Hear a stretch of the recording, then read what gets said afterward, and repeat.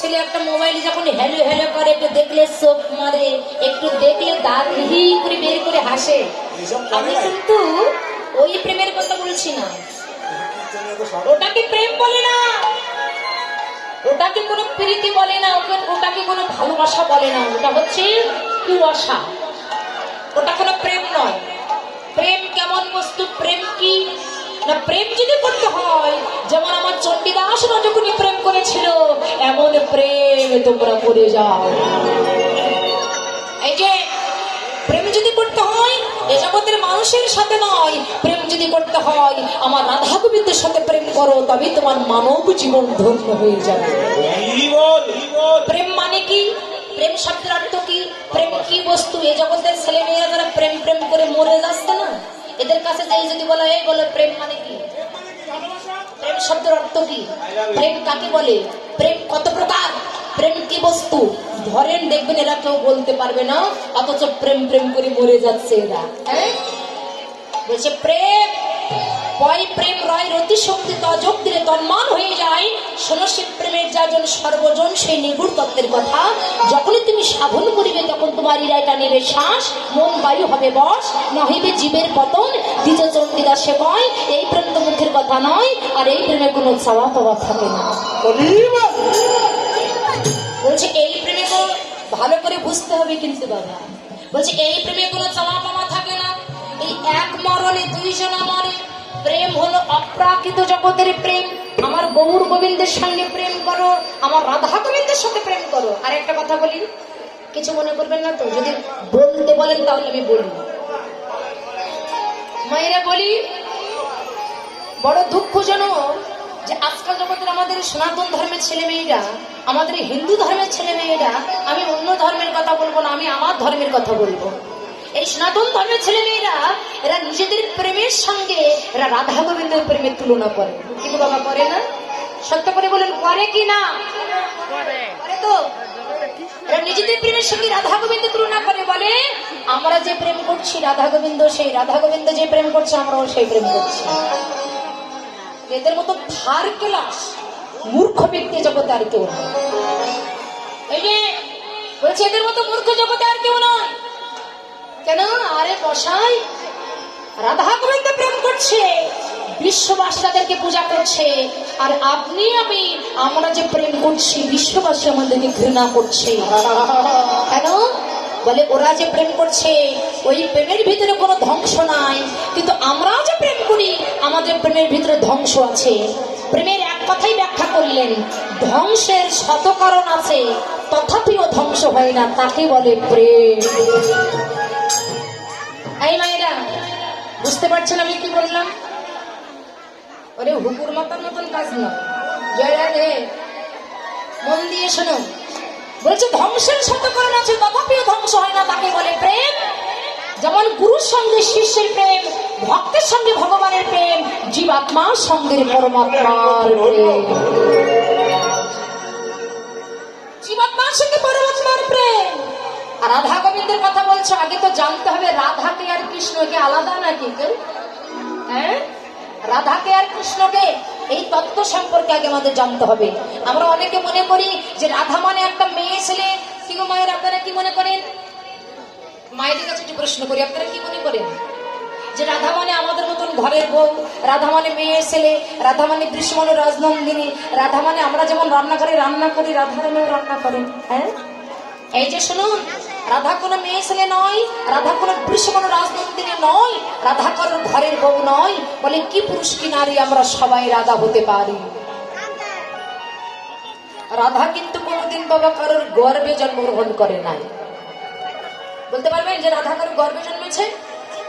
রাধাকে বলে এই জগতে সেই রাধাকে, রাধা তো আরাধনাই তারতে রাধা, যেজন করে আমার গোবিন্দের আরাধনা জগতে সেই হচ্ছে রাধা। শাস্ত্র বললেন যিনি ব্রহ্মকে ধারণ করতে পারেন তিনি হলেন রাধা।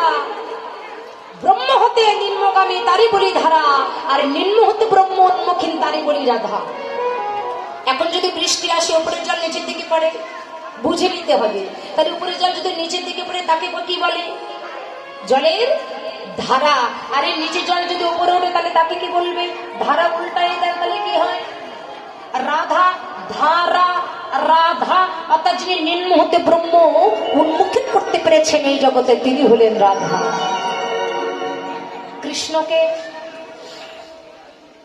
আপনি যদি কৃষ্ণচরণ পূজা করতে পারেন এই জগতে আপনার আর কোনো কিছু লাগবে না, কারণ যে পূজা করেন না কোনো, কৃষ্ণ পূজা ছাড়া কোনো পূজাই হয় না।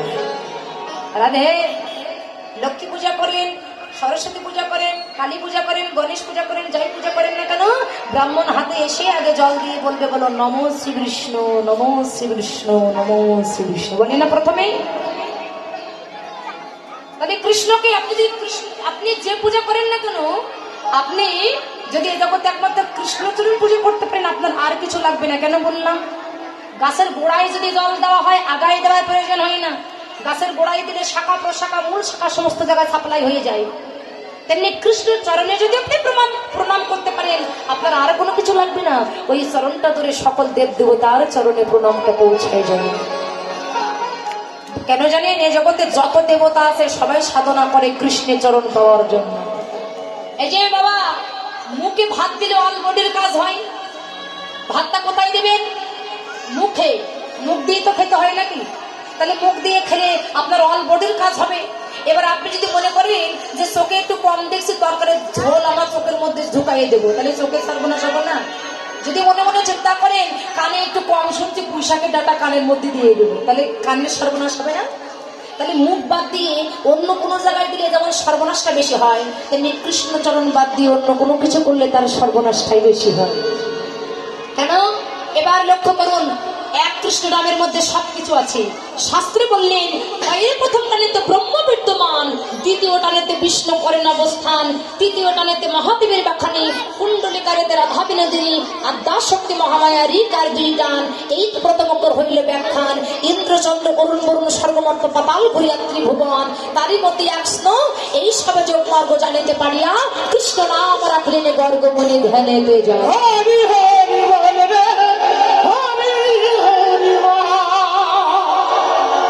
বলছে কৃষ্ণ নাম রাখলেন গর্গমণি ধ্যানেতে জানিয়া। এই জন্য প্রীতি প্রীতি কি প্রীতি করো, কোন প্রীতি? নয়নে নয়নে বান বরিশনে তাহাত জন্মাইল পি, অধরে অধরে কৃষ্ণ কথায় আলাপনে তাহাত জন। এ ভাই মাইকবান ভাই বলছে নয়নে নয়নে, এই টোনটা একটু বাড়াও, পিছনে ভোকালটা একটু বাড়াও, এটা একটু বাড়াও, চেপে গেছে, গলা ঝরে যাচ্ছে না। নয়নে নয়নে বান বরিশনে তাহাত জন্মাইল পি, অধরে অধরে কৃষ্ণ কথা আলাপনে তাহাত জন্মাইল রি, আর হিয়াই হিয়াই প্রেমা আলিঙ্গনে তাহাত জন্মাইল তি। তাহলে নয়নের প্রীতি কৃষ্ণ ভক্তের বদন দর্শন করিবার, আর বদনের প্রীতি সদা কৃষ্ণ কথা আলাপন করিবার লাগি, আর হৃদয়ের প্রীতি সদা কৃষ্ণ ভক্তের সঙ্গে প্রেম আলিঙ্গন করিবার লাগি।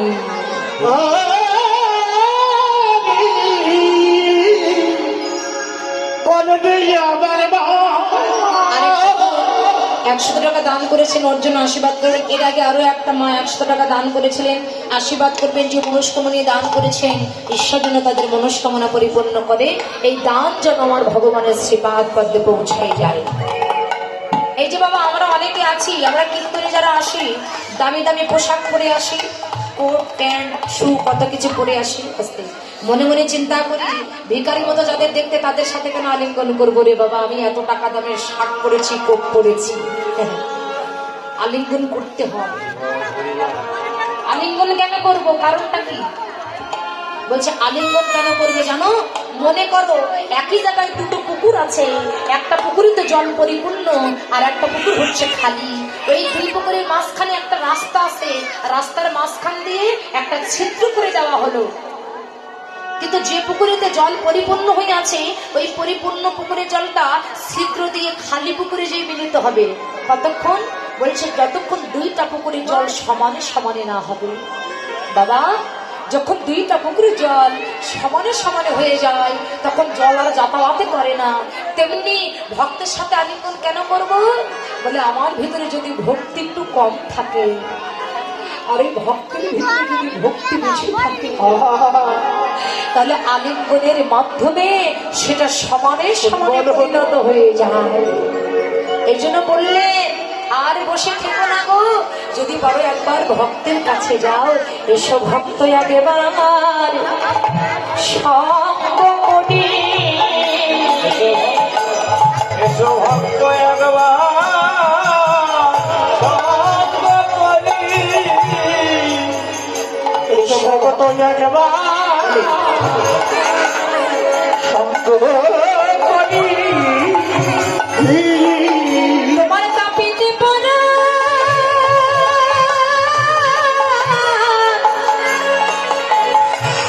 তাপিতে পড়া নিশীতল হবে, এসো ভক্ত একবার সঙ্গ করি। ওরা তাপিতে পড়া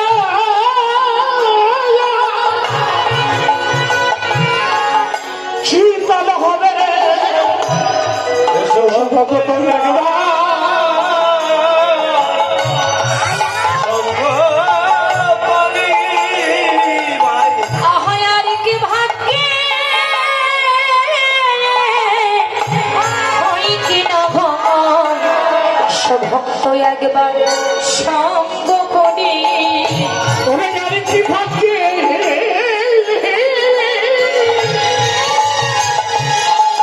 হয় কি না হয়, এসো ভক্ত একবার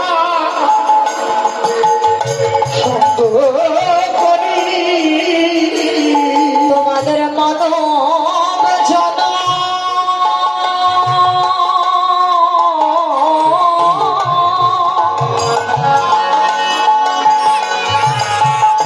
মানব জন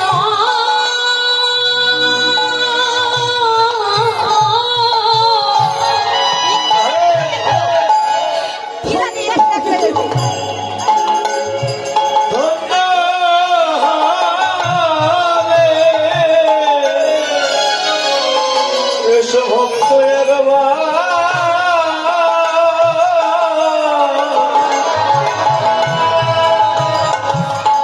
সঙ্গ করি।